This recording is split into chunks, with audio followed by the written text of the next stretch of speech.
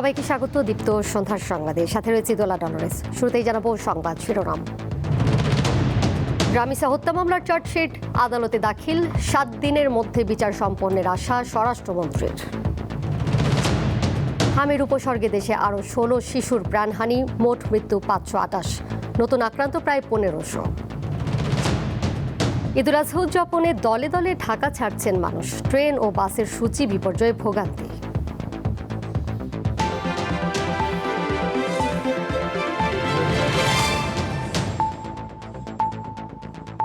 শিশু রামিসা ধর্ষণ ও হত্যা মামলার বিচার কাজ 5 থেকে 7 দিনের মধ্যে শেষ হবে বলে আশা প্রকাশ করেছেন স্বরাষ্ট্রমন্ত্রী সালাউদ্দিন আহমদ। জানান, এই অপরাধের সর্বোচ্চ সাজা নিশ্চিত করতে চায় সরকার। এদিকে এই মামলায় 2 আসামির বিরুদ্ধে আদালতে অভিযোগপত্র দাখিল করেছে পুলিশ। রবিবার দুপুরে সচিবালয়ে বাংলাদেশ সেক্রেটারিয়েট রিপোর্টার্স ফোরামের সংলাপে সাংবাদিকদের মুখোমুখি হন স্বরাষ্ট্রমন্ত্রী। এ সময় দেশের আইনশৃঙ্খলা রক্ষায় সরকারের কাজের বিভিন্ন অগ্রগতির বিষয়ে জানান তিনি। উঠে আসে সাম্প্রতিক সময়ের আলোচিত নারী ও শিশু নির্যাতনের বিষয়। পল্লবীতে ধর্ষণের পর শিশু হত্যার ঘটনায় সরকারের কঠোর অবস্থানের কথাও জানান তিনি।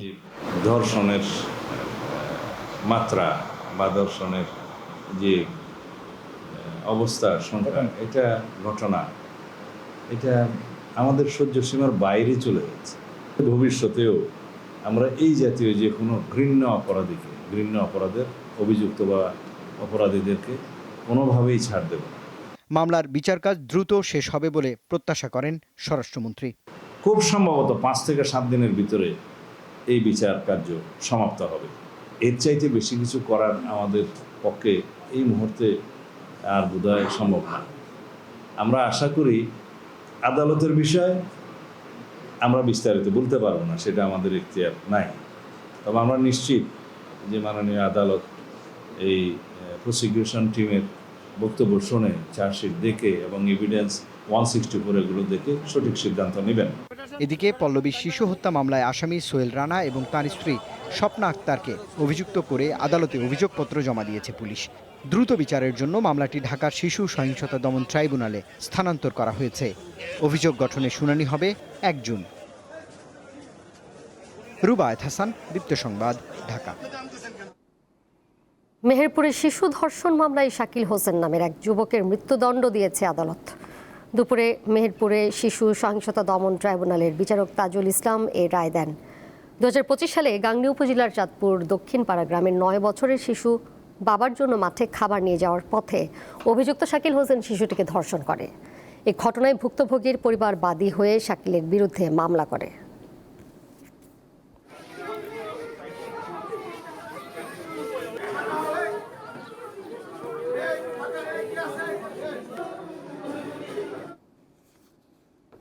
যাচ্ছি পরের প্রসঙ্গে। দেশে গত 24 ঘন্টায় হামের উপসর্গ নিয়ে 16 শিশুর মৃত্যু হয়েছে। হাম ও হামের উপসর্গে এ নিয়ে মোট মৃতের সংখ্যা বেড়ে হয়েছে 528। স্বাস্থ্য অধিদপ্তরের তথ্য অনুযায়ী হামে নিশ্চিত মৃত্যুর সংখ্যা 86 আর হামের উপসর্গ নিয়ে মারা গেছে 442 জন। গত 24 ঘন্টায় 128 নিশ্চিত সংক্রমণ শনাক্ত হয়েছে। এ পর্যন্ত নিশ্চিত হামে আক্রান্ত হয়েছেন 8622 জন। একই সময় 1306 শিশুর শরীরে হামের উপসর্গ পাওয়া গেছে। এতে করে মোট সন্দেহভাজন সংক্রমণের সংখ্যা দাঁড়িয়েছে 63,813 জনে।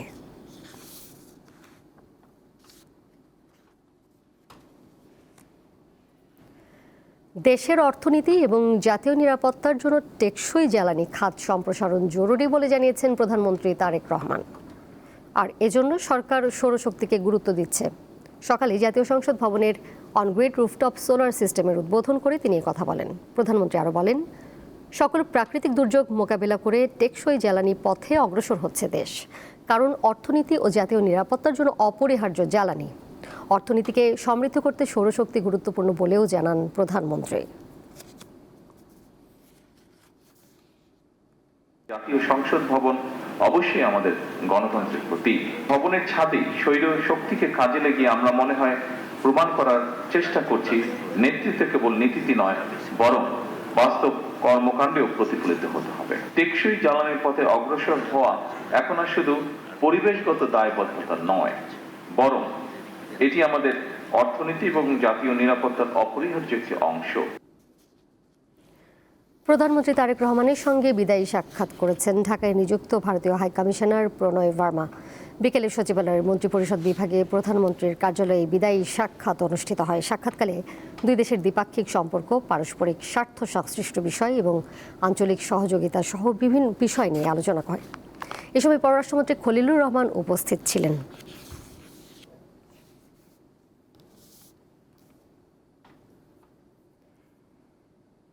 ঈদুল আজহা উদযাপনের লক্ষ্যে দলে দলে রাজধানী ছাড়ছে মানুষ।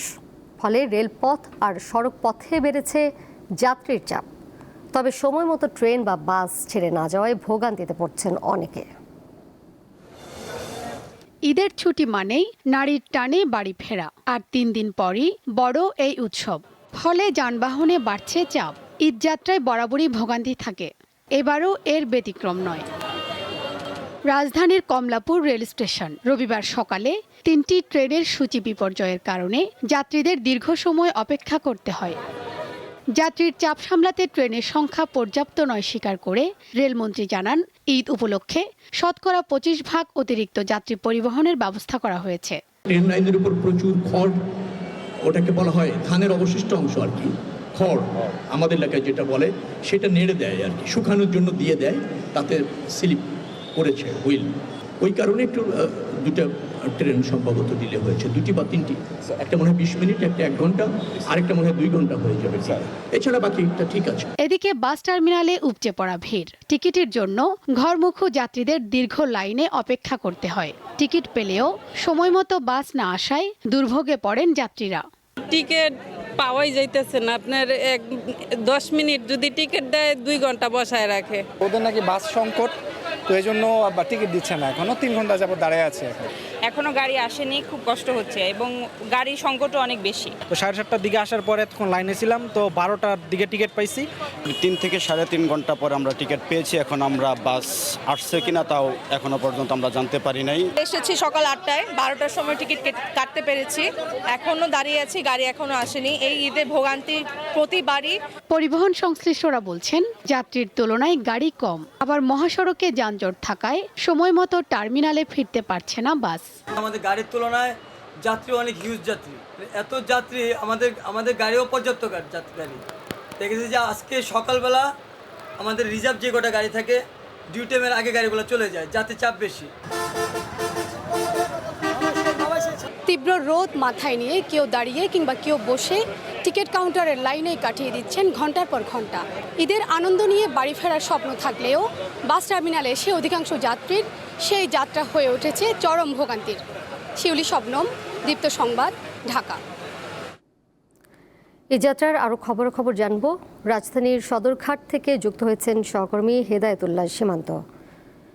সদরঘাটে এই মুহূর্তে সার্বিক পরিস্থিতি কেমন দেখছেন? লঞ্চে কি অতিরিক্ত যাত্রী নিয়ে ছাড়ছে কিনা এবং যাত্রীদের কাছ থেকে কোনো ধরনের ভোগান্তি বা দুর্ভোগের খবর পাওয়া গেছে কিনা এবং সার্বিক ব্যবস্থাপনা সেখানে কেমন দেখছেন? দোলা, আপনি জানেন যে আগামীকাল থেকে কিন্তু সরকারি ছুটি শুরু হয়েছে ঈদুল আজহা উপলক্ষে, যার কারণে কিন্তু বাস, ট্রেনের মতো লঞ্চেও যাত্রীদের আমরা ভিড় দেখতে পাচ্ছি। অর্থাৎ আজকে থেকে ছুটি শুরু হয়, অর্থাৎ প্রত্যেকটি লঞ্চে দক্ষিণাঞ্চলগামী যে লঞ্চগুলো রয়েছে সবগুলোতে যাত্রীদের বোঝাই, এবং কি আমরা দেখতে পাচ্ছি যে প্রত্যেক লঞ্চে এভাবেই ছাদে বিভিন্ন করিডোরে যাচ্ছেন প্রিয়জনদের সাথে ঈদের আনন্দ ভাগাভাগি করতে।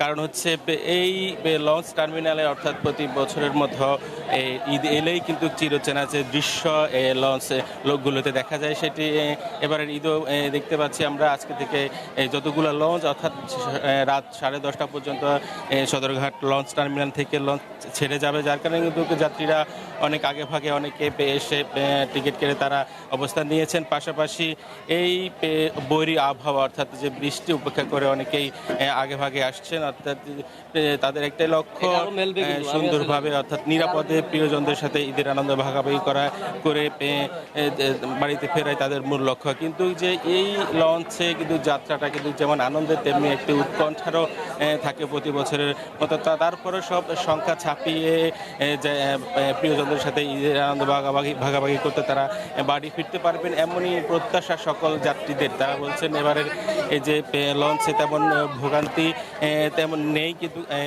এবং কি কর্তৃপক্ষ থেকে পর্যাপ্ত নিরাপত্তা ব্যবস্থা নেওয়া হয়েছে, পাশাপাশি কোনো ধরনের অপ্রীতিকর ঘটনা যেন না ঘটে সেটি ব্যবস্থা নেওয়া হয়েছে। পুলিশ মোতায়েন করা হয়েছে, আইনশৃঙ্খলা রক্ষাকারী বাহিনী সর্বদা সতর্ক অবস্থায় আছেন। অর্থাৎ এই যে ঈদের আনন্দ সেটি যেন রাজধানীবাসী তাদের প্রিয়জনদের সাথে গিয়ে সুন্দরভাবে ঈদ উদযাপন করে আবারও ঢাকায় ফিরতে পারে, এমনটাই প্রত্যাশা লঞ্চ কর্তৃপক্ষ এবং কি যারা যাচ্ছেন যাত্রীদের। দোলাই ছিল আমার কাছে সদরঘাট থেকে যে বাড়ি ফেরা মানুষের সর্বশেষ তথ্য। সীমান্ত, আপনাকে ধন্যবাদ। রাজধানীর হাটে দেশের বিভিন্ন স্থান থেকে কোরবানির পশু আসছে, বাড়ছে ক্রেতার সমাগম, তবে বেচাকেনা এখনো কম। দাম বেশ চড়া বলে মনে করছেন ক্রেতারা। হাটের নিরাপত্তায় কঠোর নজরদারি করছে আইনশৃঙ্খলা রক্ষাকারী বাহিনী। কোরবানির পশুর হাটের সেই চিরচেনা দৃশ্য এখন ঢাকায়। দেশের উত্তর, দক্ষিণ ও দক্ষিণ পশ্চিমাঞ্চল সহ বিভিন্ন এলাকা থেকে হাজার হাজার গরু, ছাগল, মহিষ ও ভেড়া আসছে নগরীর স্থায়ী ও অস্থায়ী হাটগুলোতে। এটি গাবতলী হাট। রবিবার সকাল থেকে ক্রেতা বিক্রেতারা এখানে জড়ো হতে থাকেন। কেউ এসেছেন বাজার ঘুরে দাম যাচাই করতে, কেউ আবার আগেভাগেই কিনে নিতে চান পছন্দের পশুটি। গরু আনছিলাম 17টা, গরু 2টা বেচছি, এখনো 15টা আছে। তাই বাজার মোটামুটি ভালো, খারাপ নাই, যাক বিক্রি হবে গরুগুলা। আজকে প্রথমবার মতো হাটে এসেছি ফ্যামিলির সাথে গরু কিনতে। যদি আজকে পছন্দ হয়ে যায় ইনশাল্লাহ আজকেই বাসায় গরু নিয়ে যাব। চাপাই থেকে গরু আনছি 42টা, গরু বেচা বিক্রি হয়নি, হবে কাল থেকে। সর্বত্র ব্যবসায়ী ও খামারিদের হাকডাক আর দরদামের উত্তাপ। ব্যবসার স্বপ্ন নিয়ে বসে আছেন খামারি ও ব্যবসায়ীরা। ক্রেতারা খোঁজেন সাধ্যের মধ্যে পছন্দের পশু। প্রতিটি গরু ঘিরেই চলে হিসাব নিকাশ। এবার সর্বনিম্ন দামের গরু আছে আমার কাছে 1,10,000 টাকার, আর উপর হাই আছে 3.5 লক্ষ টাকার। আর এবার গরুর দাম একটু বেশি, খাদ্যর দাম অনেক বেশি। আর যে খাদ্য খাওয়ার দাম সেই হিসাবে কাস্টমার বর্তমান যে দাম করছে এই দামে আমারে পোষাচ্ছে না, তাই আমরা দিই নেই। প্রচণ্ড গরম, মাথাও গরম হয়ে যাচ্ছে দাম শুনে, তো ক্রেতার সাথে একটু ভুল বোঝাবুঝি হচ্ছে। আশা করি পাবো, আজকে কালকের ভিতরে কিনে ফেলবো আর কি গরু। হাটে সবচেয়ে বেশি ভিড় মাঝারি আকারের গরুর সামনে। এসব পশুর ক্রেতা মধ্যবিত্তরা। কেউ কেউ দাম শুনে ফিরে যাচ্ছেন। এবারকার গরু আসলে অনেক কম, তো গেছেবারে গরু ছিল অনেক, দামও সীমিত ছিল, কিন্তু এবারকার আসলে গরুর দাম অনেক বেশি। 1 ঘন্টা যাবৎ ঘুরতেছি কিন্তু গরু মিলাতে পারতেছি না। গতবারের চাইতে এবারে আমরা আশা করছি কিছুটা দাম পাবো আর কি। গতবারে তো এখনো তো না হয় নাই, জাস্ট জিজ্ঞাসা করতেছি সবাইকে, দেখি কি হয়, দামে যদি হয় তাহলে নিব। রবিবার গাবতলী পশুর হাটের সার্বিক নিরাপত্তা ব্যবস্থা ঘুরে দেখেন র্যাবের মহাপরিচালক। তিনি জানান, ক্রেতা বিক্রেতার নিরাপত্তা নিশ্চিতের লক্ষ্যে 24 ঘন্টা ওয়াচ টাওয়ারের মাধ্যমে নজরদারি চলছে। কোরবানির পশুর হাটে ক্রেতাদের ভোগান্তি রোধে কন্ট্রোল রুম এবং ওয়াচ টাওয়ার স্থাপন করা হয়েছে। পাশাপাশি নগদ লেনদেন পরিহার করে ক্যাশলেস বা কার্ডের মাধ্যমে মূল্য পরিশোধে উৎসাহিত করা হচ্ছে। জাল টাকা প্রতিরোধ এবং শনাক্তে প্রয়োজনীয় সরঞ্জাম প্রস্তুত রাখা সহ জাল টাকা উৎপাদনকারীদের বিরুদ্ধে অভিযান অব্যাহত রয়েছে। পবিত্র ঈদুল আজহা উপলক্ষে কোরবানির পশুবাহী যানবাহন যেন কেউ জোরপূর্বক কোনো নির্দিষ্ট হাটে নিতে বাধ্য না করতে পারে সে বিষয়ে নজরদারি অব্যাহত রয়েছে। রাজধানীর পশুর হাটে সোমবার থেকে বেচাকেনা আরও বাড়বে বলে আশা করছেন ব্যবসায়ী ও খামারিরা। মাহিদুর রহমান, দীপ্ত সংবাদ, ঢাকা। আগামীকাল সকাল থেকে মিনায় অবস্থানের মাধ্যমে শুরু হতে যাচ্ছে পবিত্র হজের আনুষ্ঠানিকতা। হাজিদের মিনায় গমন সহজ ও নিরাপদ করার জন্য সৌদি সরকারের নির্দেশনা মেনে আজ রাতেই মিনার উদ্দেশ্যে রওনা দেবেন সবাই। মিনায় যাওয়ার আগে মুসল্লিরা ইহরামের কাপড় পরিধান করবেন। 8 জিলহজ সোমবার মিনায় অবস্থান করে ফজর থেকে এশা পর্যন্ত 5 ওয়াক্ত নামাজ আদায় করবেন তারা। সেখানে রাত্রি যাপন শেষে মঙ্গলবার 9 জিলহজ আরাফাতের ময়দানের উদ্দেশ্যে রওনা দেবেন হাজিরা।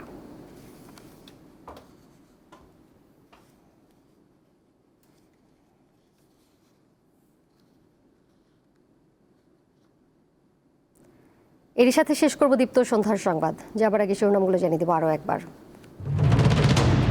রামিসা হত্যা মামলার চার্জশিট আদালতে দাখিল, 7 দিনের মধ্যে বিচার সম্পন্নের আশা স্বরাষ্ট্রমন্ত্রীর। হামের উপসর্গে দেশে আরও 16 শিশুর প্রাণহানি, মোট মৃত্যু 528, নতুন আক্রান্ত প্রায় 1500। ঈদুল আজহা উদযাপনে দলে দলে ঢাকা ছাড়ছেন মানুষ, ট্রেন ও বাসের সূচি বিপর্যয়ে ভোগান্তি।